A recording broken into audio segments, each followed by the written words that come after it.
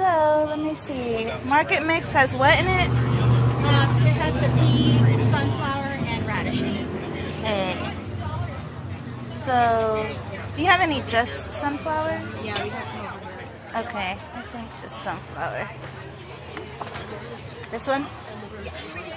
Okay. Wait, that's radish. Oh, it's radish. These are the sunflower right here. Is this right? Yes. Okay, this one.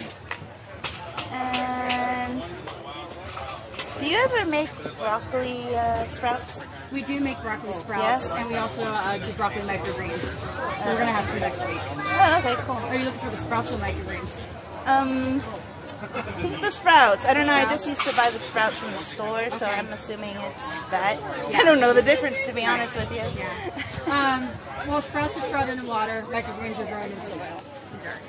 Oh, okay. So, but nutrition-wise, it's pretty much the same. I think it's pretty much the same. Yeah. Depends on the soil, right? It depends on the soil. Yeah. Well, I'll take this one. Okay. These are $3.